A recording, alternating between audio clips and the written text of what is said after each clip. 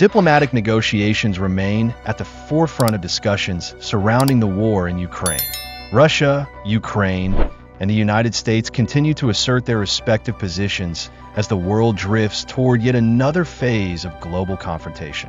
In this video, we will explore the potential for diplomatic talks and provide the latest updates from the battlefield.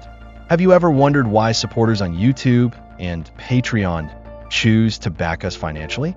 They gain access to 2 exclusive videos per week, early viewing privileges for all content, voting rights on upcoming videos and series, entry into our private Discord community, a detailed production schedule, and much more. Our patrons and YouTube members can access a vast library of over 200 exclusive videos, covering topics such as the War of the Spanish Succession, the Punic Wars, the Pacific War, the Iberian Reconquista, the Russian Revolution and Civil War, as well as the North African and Italian campaigns of World War II. You can join them via the links in the description or pinned comment, or by pressing the join button below this video. Most importantly, their generous support allows us to produce 3 free videos per week while ensuring our team members receive competitive salaries. We sincerely appreciate your contributions. Battlefield developments. January 2025 and January 2025, Russian forces continued their offensive across multiple sectors of the Donbass. Ukrainian defenses remained under immense pressure, particularly in the areas stretching from Velika Novosilka to Pokrovsk. The capture of Romaivka on January 17th led to the severance of all supply routes to Velika Novosilka, effectively trapping Ukraine's 110th Brigade in the town. By January 26th, Velika Novosilka had fallen, with some Ukrainian troops either killed or captured. Following the seizure of Kurakov, Russian forces have seemingly deprioritized this axis, shifting their primary focus toward the strategically significant city of Pokrovsk. Significant gains have been made in this region, including the capture of Kotlina, which granted them control over the 2406 highway, a critical Ukrainian supply line. Meanwhile, Russian advances north of Ivazenka have placed them on the verge of securing another crucial supply route, the T0504 highway. Although Ukrainian forces have temporarily halted Russian progress north of Kotlina, the tactical movements of Russian troops suggest an imminent push toward Ryazhina. Should they succeed, Ukrainian control over Pokrovsk could become unsustainable due to logistical constraints. Further east, Russian troops have achieved incremental progress in Chasiv Yar, where they captured the refractory plant on January 18th, and in Toretsk, where they now control the majority of the town. Meanwhile, on the Kupiansk front, developments remain mixed. Ukrainian forces successfully eliminated a Russian bridgehead in Novomailinsk, but Russian Stormzy units have expanded their foothold in Dvorichin towards Zapad, resulting in further Ukrainian territorial losses. This pattern of gradual attrition has continued since the fall of Avdiivka in February 2024. Manpower challenges and strategic decisions. Despite suffering substantial casualties, Russia continues to replenish its ranks through ongoing recruitment efforts, maintaining a slow but relentless advance. A recent Ukrainska Pravda report identified key issues affecting Ukraine's military effectiveness. In Pokrovsk, the primary challenges include suboptimal command decisions by the Khortytsia Group, inefficient resource distribution, and persistent manpower shortages. The same issue of infantry deficits has been cited in Velika Novosilka, Toretsk, and Chasiv Yar, further straining Ukrainian defenses. In an attempt to address these concerns, on January 26th, President Volodymyr Zelensky appointed Mikhailo Drapety as the new commander of the Khortytsia Group. Drapety, who also serves as the commander of Ukraine's ground forces, is best known for stabilizing the situation in Kharkiv Oblast during Russia's second offensive. However, the manpower crisis remains Ukraine's most pressing challenge, despite the government lowering the draft age to 25 in May 2024. According to the Washington Post, approximately 200,000 men have been conscripted since then, yet this has proven insufficient. Some Ukrainian soldiers interviewed in the report expressed concerns that the decision came too late as many brigades had already been severely depleted. As a result, the United States has been privately urging Kyiv to further reduce the conscription age to 18, a measure publicly endorsed by Trump's national security advisor, Mike Waltz. So far, Zelensky has resisted such proposals, arguing that Ukraine's allies have not even fully equipped its existing brigades. Zelensky has pointed out that Ukraine's total military force of 880,000 personnel actually outnumbers Russia's 600,000 troops in Ukraine.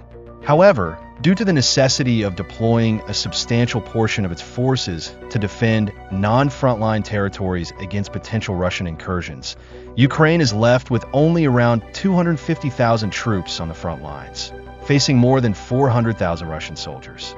This numerical disadvantage has been exploited by Russian forces, who continue to press their advance. The Ukrainian government faces a dire predicament. While lowering the draft age could bolster troop numbers, Ukraine was already experiencing a demographic crisis before the war, and Russia's invasion has only exacerbated the situation. Nevertheless, if the manpower shortage continues to worsen, Kyiv may be forced to take the difficult step of expanding conscription. Signs of increasing strain are already visible. In mid-January, reports surfaced of air defense specialists being reassigned to infantry roles. Although Ukrainian military officials later denied that such transfers would persist, the situation highlights the acute personnel crisis. Another widely criticized strategy has been the formation of entirely new brigades composed solely of freshly conscripted soldiers, rather than integrating them into experienced units. The mass desertion of the French-trained 155th Mechanized Brigade demonstrated the flaws of this approach, as newly mobilized troops tend to suffer from lower morale. Following pressure from military experts, such as prominent Ukrainian correspondent Yuri Butasov, Zelensky has ordered an end to this practice, mandating that new recruits be incorporated into existing brigades alongside battle-hardened soldiers. The Kursk Front and North Korean involvement. Turning to the Kursk Front, Ukraine launched an offensive toward Berdyan on January 4th. Initially, Ukrainian forces managed to push Russian troops back, but they struggled to consolidate their gains, ultimately failing to secure the territory. A few days later, Russian units launched a counteroffensive, advancing between Novy Ivanovka and Malaya Lochnia. Russia continues to gradually push Ukrainian forces out of Kursk, aided by military support from North Korea. In mid-January, South Korean intelligence reported that approximately 300 North Korean troops had been killed and 2,700 wounded in combat. Despite these losses, Pyongyang is expected to dispatch additional forces, viewing the war as an opportunity to gain battlefield experience. Additionally, North Korea has reportedly supplied Russia with military hardware. According to Ukraine's military intelligence chief, Kirill Budanov, since November 2024, Pyongyang has provided Moscow with 120M 1989 Koks and self-propelled artillery systems, 120M 1991 multiple launch rocket systems, MLRS, and several hundred missiles. Meanwhile, Ukraine continues to receive arms pledges and deliveries from its Western allies, though growing geopolitical uncertainties cast doubt on long-term support. As the war drags on, Kyiv faces mounting challenges, both on the battlefield and in maintaining sufficient manpower to sustain its defenses. France has confirmed that Ukraine will receive an unspecified number of Mirage 5F fighter jets by the end of the first quarter of 2025. While this decision provides Ukraine with much-needed reinforcements for its air force, the overall impact of these jets should not be exaggerated. The Mirage 5FS are intended primarily to compensate for the loss of Ukraine's Su-24 bombers rather than serve as a game-changer in the ongoing struggle for air superiority. Russia continues to maintain dominance in the skies with its advanced Su-35 and Su-57 fighters, supported by state-of-the-art radar systems and electronic warfare capabilities, which Ukraine's aging fleet cannot effectively counter. Further complicating Ukraine's efforts to challenge Russia in aerial combat, Uryanat, spokesperson for the Ukrainian Air Force, recently admitted that the F-16 jets Ukraine is set to receive lack the latest modifications, particularly in terms of advanced radar systems. Without these critical upgrades, the F-16s will struggle to directly challenge Russian air superiority and will likely be relegated to air defense duties rather than offensive operations. The absence of powerful radar significantly reduces their ability to conduct air-to-air engagements, forcing Ukrainian pilots to rely on defensive measures rather than strategic strikes against Russian positions. In January 2025, several Western nations, including Germany, Norway, Canada, Latvia, Denmark, the Netherlands, Sweden, and the Czech Republic, announced new military aid packages for Ukraine. These contributions include air defense systems and missiles, drones, anti-tank weaponry, heavy artillery, and logistical support for Ukraine's domestic arms production. Meanwhile, after months of delays and political hesitation, the European Union has finally disbursed the first tranche of 3 billion euros from the proceeds of frozen Russian assets. This long-awaited financial assistance underscores the slow-moving decision-making process within Europe, highlighting the continent's lack of urgency in responding to the war, despite the fact that the conflict is unfolding at its very doorstep. Nevertheless, Ukraine remains in no position to demand more or express dissatisfaction, as its military survival remains heavily reliant on continuous Western support. According to President Volodymyr Zelensky, Ukraine spent approximately $100 billion on military expenditures in 2024, a cost that was distributed as follows. $40 billion was covered by Ukraine's own resources, $35 billion was provided by the United States, and $25 billion came from the European Union.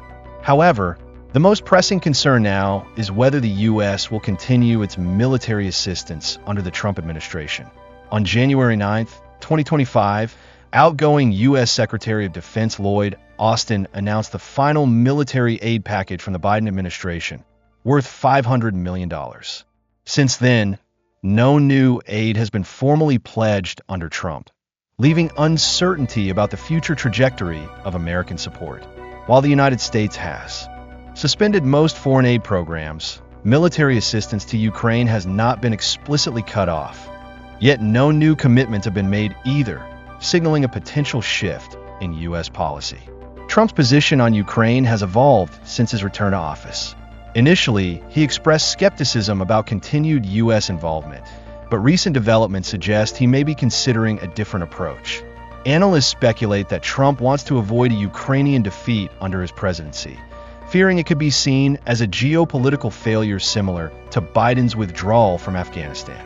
Additionally, Trump views China, not Russia, as the United States' primary adversary and reportedly believes that allowing Moscow a decisive victory in Ukraine would embolden Beijing. Following his inauguration, Trump made a striking statement about Putin, saying he is destroying Russia. He should make a deal.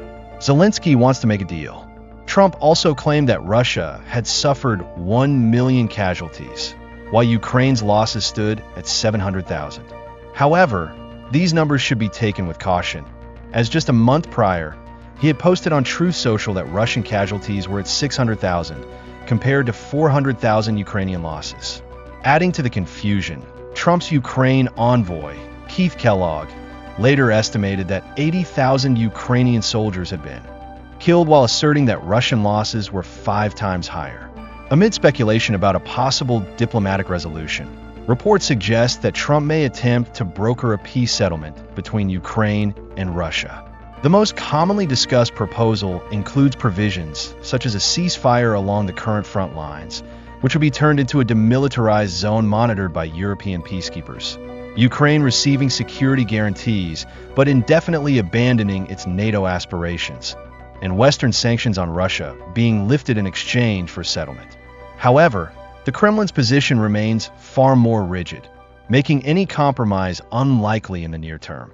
Nikolai Patrushev, a key advisor to Putin, recently stated that Russia's preconditions for negotiations include international recognition of its annexation of 4 Ukrainian oblasts: Donetsk, Luhansk, Zaporizhia, and Kherson, along with Crimea.